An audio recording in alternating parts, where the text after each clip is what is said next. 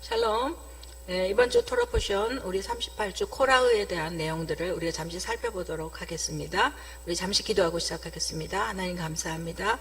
주께서 주신 그 살아있는 말씀, 하나님께서 우리에게 허락하셨던 그 말씀에 담겨진 비밀들을 하나님께서 이 시대에 풀어가고 계실 때에 그것이 성령의 조명 아래서 또 우리의 믿음을 더욱더 키워가는 복된 은혜로 나아가는 귀한 말씀들 되게 하여 주시고 그 말씀이 우리를 변화시키고 새롭게 하는 은혜를 더하여 주시옵소서. 예수님의 이름으로 기도합니다. 아멘. 네, 이번 주 코라흐에는 큰 주제들로 여러 가지 주제들이 나오는데 첫 번째는 고라 일당의 반역에 대한 이야기가 제일 먼저 주제로 나옵니다. 그 고라 일당에 대해서 하나님께서 어떠한 징벌로 그들을 심판하셨고 또 백성들을 가르치셨는지에 대해서 우리는 그 배움을 얻게 됩니다. 그리고 무엇보다 그러한 징벌 이후에 분명하게 하나님께서 세우시는 것은 바로 아론의 대제사장직과 또 레위인의 임무에 대한 것들을 주님께서 규정해 주십니다. 또 이제 제사장에게 주어진 목, 또 레위인에게 주어진 몫을 통해서 하나님께서 부르시고 택하신 자들을 또 그들의 삶을 어떻게 하나님께서 책임지고 가시는지에 대해서 우리는 살펴볼 수 있습니다. 우리 민수기 16장 1절부터 13절까지의 내용 중에서 1절, 2절을 잠시 살펴보도록 하겠습니다. 본문은 성경을 참조하시면 되겠습니다. 16장 1절, 2절에 보면 레위의 증손 고핫의 손자 고라, 또 르우벤 자손의 아들, 르우벤 자손 엘리압의 아들들, 또 여기 보면 유명한 족장들 250인이 함께 모여서 모세를 거스렸다 이렇게 말씀합니다.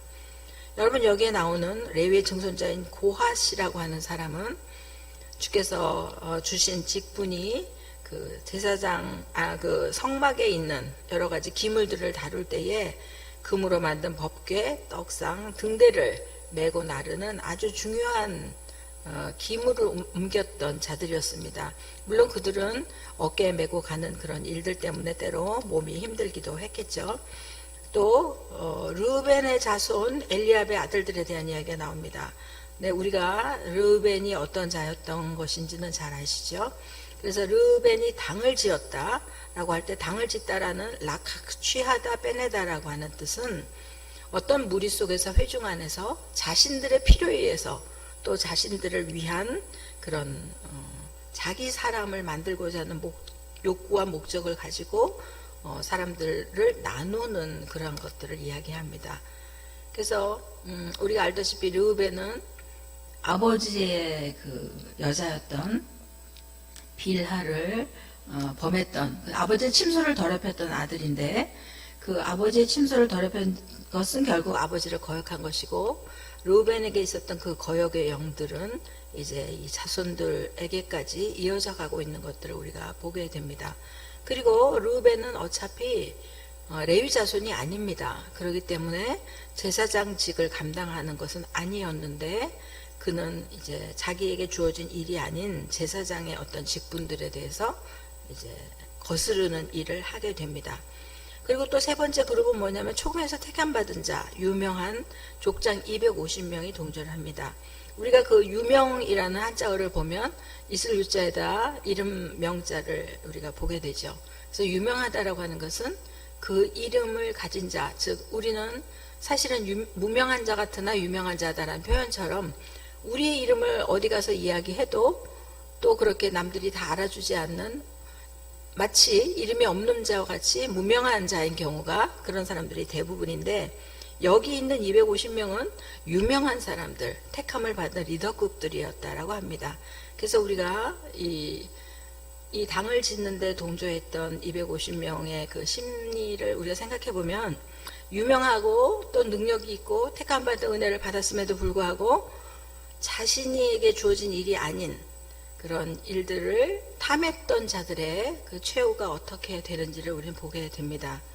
그래서 우리는 이 고라의 이번 주 토라 포션을 통해서 우리 안에 있는 고라는 어떤 것인가, 또 우리 안에 있는 고라의 모습들을 발견해 가면서 그것들을 내려놓는 그런 훈련을 받는 주간이라고 보면 좋겠습니다.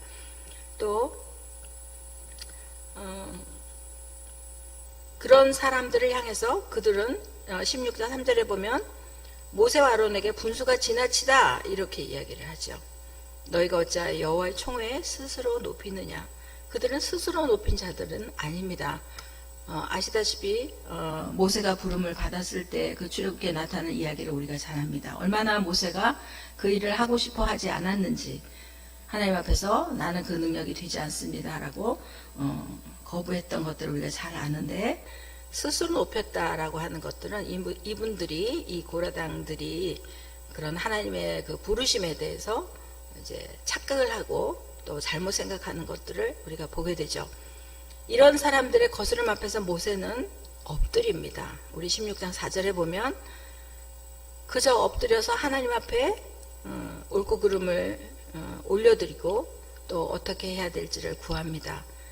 우리의 일상에서의 모든 삶도 사실은 엎드림에서 시작합니다. 우리에게 어떤 상황이 오든 또 우리를 향해서 어떤 비난이 오든 어떤 오해가 오든 우리가 그것을 변명하기에는 우리의 힘이 사실 역부족일 때가 너무 많습니다.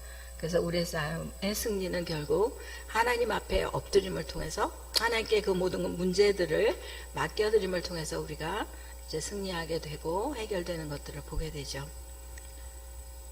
그러면서 모세는 참 안타까운 마음으로 그들에게 이런 이야기를 하죠. 9절에 보면 여호와께서 너희를 구별해서 하나님께 가까이 오게 했고 성막에서 봉사하게 했던 그 일들이 그렇게 너희들에게는 하찮고 작은 일이었느냐라고 안타까운 마음으로 권면합니다.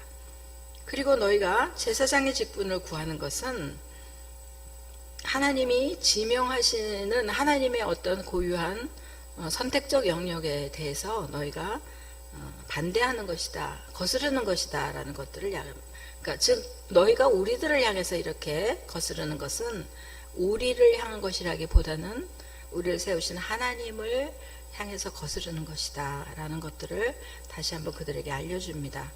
그리고 그들은 이제 엎드렸던, 그들에게 주어진 여호와의 응답대로 모세는 엎드렸다가 이제 너희가 250개의 향로를 들고 여호와 앞에 나오라. 하나님께서 거룩한 자가 누구인지 택한 자가 누구인지를 보여주실 것이다 라고 그들에게 이야기하는데, 여러분 향로를 들고 온다라는 이 표현을 보면 우리는 정말 하나님 앞에 다른 불을 드렸다가 중입을 당한 레위 아들 나답과 아비후를 기억하게 됩니다. 그래서 그 향로를 들고 왔던 250명 그들은 결국 모세가 기도했던 것처럼 우리 그 28절에 나타난 대로 땅이 그 입을 열어서 그들을 삼키게 되는, 그래서 전대미문의 하나님의 심판의 방법들을 통해서 그들은 산채로 음부에 빠지게 됩니다. 그리고 정말 놀라운 것은 그 땅이 입을 열어서 그 사람들을 산채로 삼키는 것을 본 이스라엘 회중들이 그것 때문에 하나님 앞에 엎드려지거나 자신들이 얼마나 큰 죄악을 범했는지에 대해서 돌이키는 것이 아니라 그들은 다시 그 다음날 이튿날 41절에 보면 너희가 여호와의 백성을 죽였다라고 원망했다라고 되어 있습니다. 참 사람이 한번 마음이 완악해지고 시각이 잘못되기 시작하면 정말 걷잡을 수 없이 어떠한 상황 가운데서도 또 어떤 무서운 심판과 드러난 현상들이 있음에도 불구하고 저들이 그냥 그것들을 바로 잡을 수 있는 힘이 이미 저들에게 없다. 절제할 수 있는 힘이, 멈출 수 있는 힘이 저들에게서 없다라는 것들을 발견하게 되죠. 그래서 그들은 그 원망을 통해서 이제 하나님께서 주시는 또 다른 또 심판을 받게 되죠. 그런데 이런 우리가 여기까지의 사건들을 보면서 광야를 지나면서 우리가 지난번 미드바를 통해서도 그렇고 광야를 지나면서 이제 3대 반역 사건, 큰 반역의 사건들을 우리가 살펴보면 첫 번째가 이제 금송아지 사건이라고 볼 수 있겠죠. 그래서 이 금송아지 사건은 하나님과 맺은 결혼 언약을 파기하는 것과 같은 그러한 커다란 정말 엄청난 사건이었고, 무엇보다 하나님을 물질적 풍요와 형통의 그 애굽의 신으로 변질시켜 버린 하나님의 그 절대성과 가치를 추락시켜버리는 정말로 큰 사건들을 벌인 것이죠. 또한 두 번째 10명의 정탐꾼 사건을 통해서 얼마나 큰 하나님 앞에서의 그 하나님의 진노를 저들이 사게 됐던 것들을 우리가 기억하죠. 이번에 다시 나온 것들이 고라의 반역 사건입니다. 하나님의 권위에 대한 도전, 하나님의 세운 질서들을 무너뜨리고 싶어하는 반역의 모습들을 우리가 보게 됩니다. 이 모든 반역의 사건에서 우리가 발견할 수 있는 동일한 공통점은 하나님께서는 이스라엘 진멸시키려 했고 모세는 그 중보와 속죄의 모습을 통해서 저들을 살려주시기를 위해서 기도하고 있는 것들을 보게 됩니다. 그러나 모세의 그런 간절한 기도에도 불구하고 죄악을 선택한 또 하나님을 거스르기로 선택한 자들에 대한 또 하나님의 질서를 파기시키려 한 자들에 대한 하나님의 심판은 그대로 진행되는 것들을 우리가 보게 됩니다. 그래서 우리가 복음 안에 있는 우리들이 지금 은혜의 시대, 복음의 시대를 살고 있는 우리들에게 주시는 동일한 가르침은 우리가 어떤 죄악을 저질렀을 때 회개하면 주님은 용서해 주십니다. 그럼에도 불구하고 그 죄를 일으키고 또 그 죄악으로 말미암아 파생된 어떤 결과들에 대해서는 여전히 우리의 책임이다라고 하는 것들을 우리가 다시 한번 발견하게 됩니다.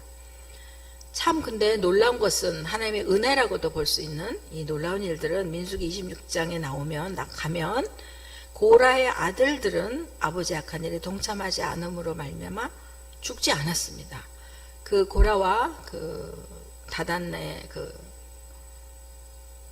르우벤의 자손들 또 250명의 그 지도자들과 그에 관련된 사람들이 다 죽었음에도 불구하고 고라의 아들들은 그 일에 동참하지 않음으로 인해서 그들에게서 떠남으로 말미암아 그들은 살아남게 된 것이죠.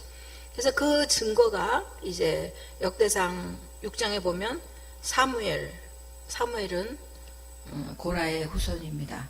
그리고 역대상에 보면 성전에서 찬송하는 자들 또 성전 문지기로 있는 자들이 모두 고라의 자손입니다. 무엇보다 역대 20장에 나타난 그 여호사밧 왕의 전쟁 찬송으로 전쟁을 승리하게 되는 그 전쟁의 현장에 여호와를 찬송하는 군대로 서는 고라의 자손들이 드러나게 됩니다. 또 우리가 알고 있는 시편 가운데 헤만과 아삽과 여두둔이 고라의 자손으로 등장하죠. 그래서 시편을 기록하게 되는데 우리는 이 역사적인 어떤 사실들 앞에서 아버지가 죄를 지었기 때문에 아들이 그 죄를 담당해야 되는 그런 일들이 아니라 아비의 죄는 아비가 또 아들의 죄는 아들이 담당하게 하시는 하나님의 은혜를 발견하게 되죠. 그래서 회개하면 누구든지 회개하고 돌이키면 그 모든 죄악의 길로부터 떠나면 우리는 새로운 하나님의 은혜 가운데로 갈 수 있는 것들을 보게 됩니다.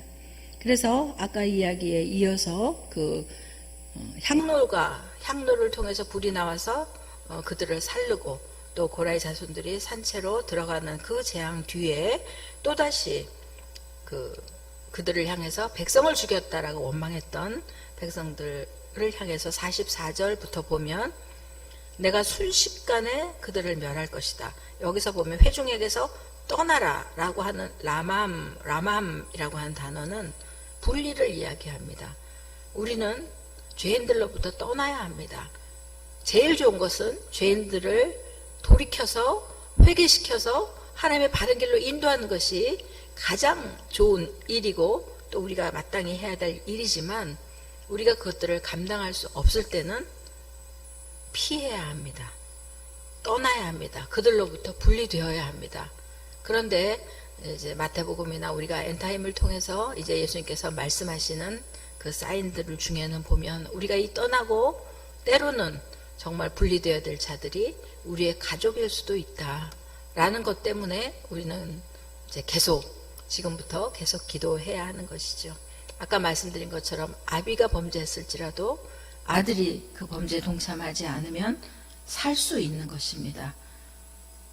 그래서 이 모습은 사실 고라의 이런 반란의 모습 또 심판의 모습은 어쩌면 앞으로 있어질 우리들에게 닥칠 마지막 때 심판의 어떤 예표일 수도 있겠다, 이런 생각을 해보게 됩니다.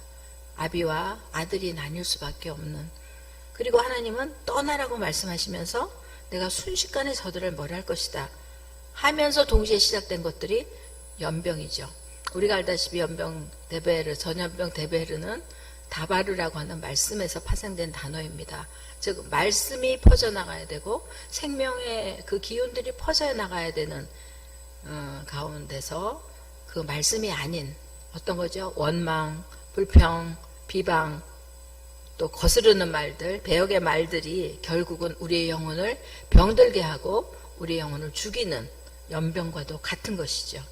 그래서 우리가 피할 수 있는 방법, 떠나는 것입니다.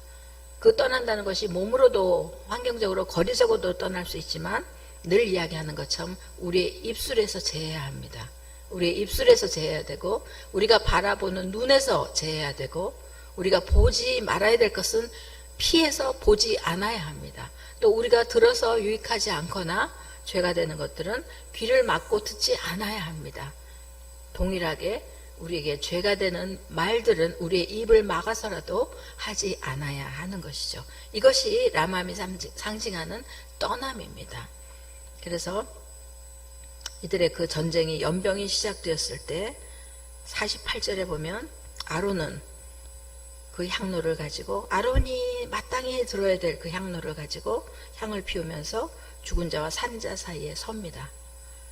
그때의 연병은 그치게 되는 것이죠.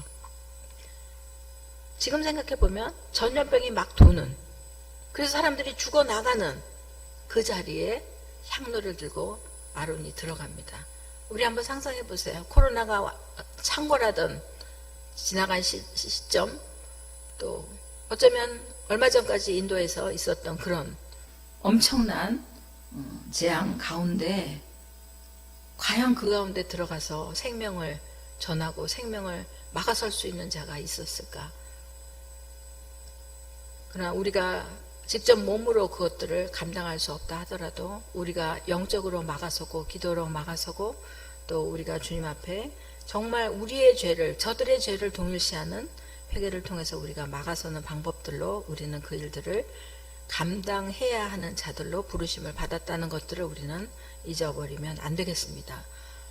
제사장이 된다라고 하는 것, 또 하나님의 거룩한 지도자로 부름을 받았다라고 하는 것은 꼭 사역자나 특별한 일을 하는 지도자만이 아니라 이 땅에서 베드로전서 얘기했던 너희들이 거룩한 제사장이다, 왕같은 제사장이라고 얘기했던 만인 제사장 설, 만인이 이제 그리스도인이 하나님의 생명을 가진 자들이 이젠 제사장 역할을 해야 된다라고 말씀하신 하나님의 음성 앞에서 우리는 지금도 죽어가는 자들, 지금도 살았다고 하나 죽은 자와 같은 그런 자들 사이에 서서 그들을 살려내는 일을 감당해야 되는 그 소명에 있어서는 동일하다고 보여질 수 있습니다.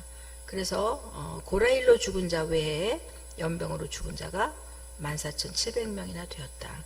그래서 아론은 속죄의 능력을 이미 가졌고, 속죄의 능력은 무엇입니까? 아론이 가졌던 속죄의 능력은 제사장의 임명, 제사장으로서의 부르심이었지만 우리들에게 있는 속죄의 능력은 무엇일까요?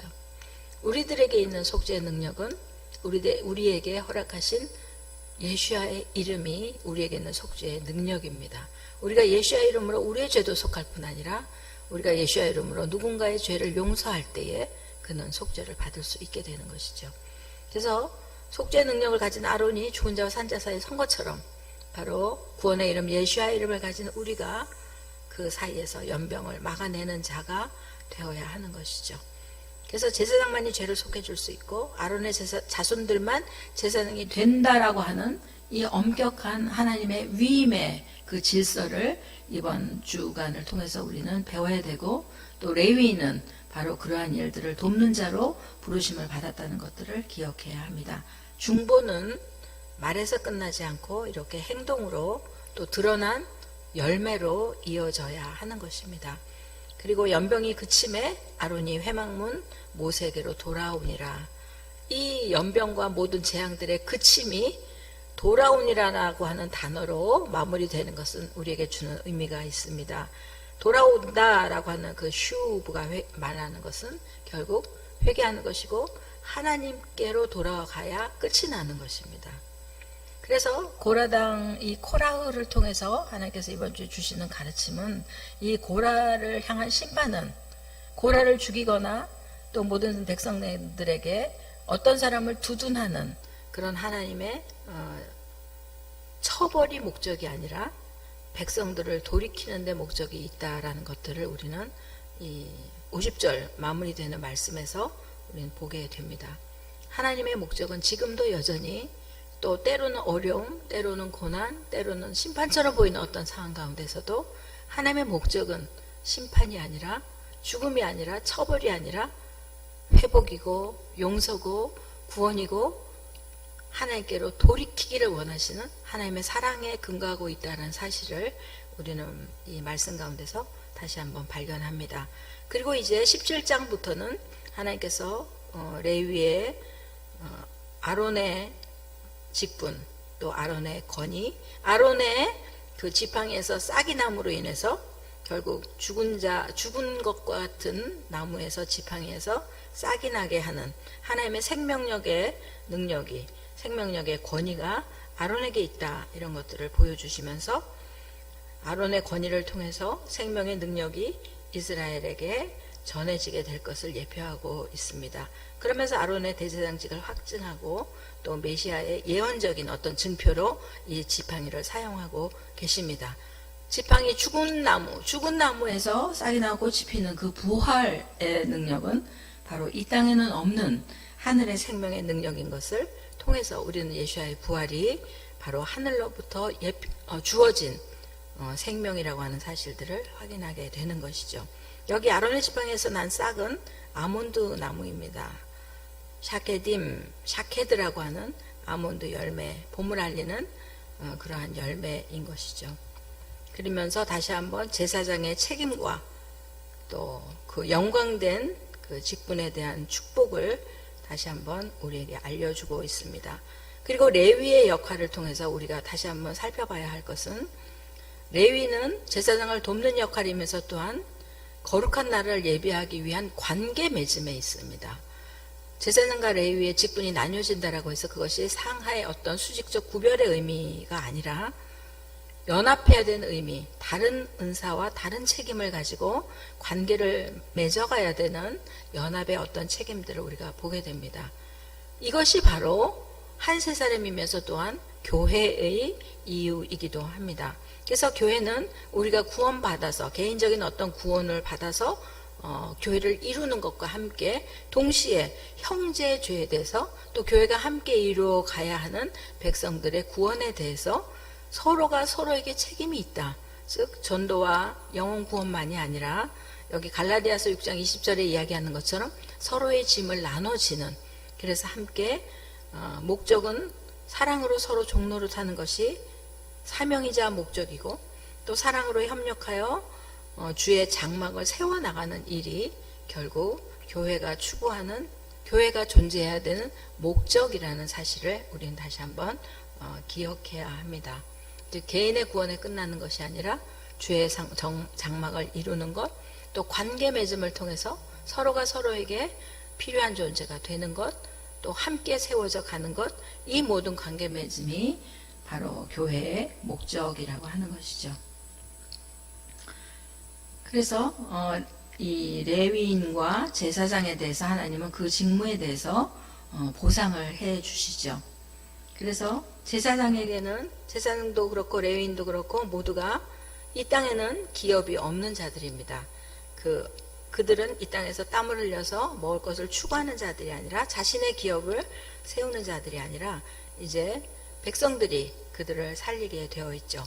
그래서 18장에 보면 레위인의 그 보상은 이스라엘 백성들이 11조를 내는 것입니다.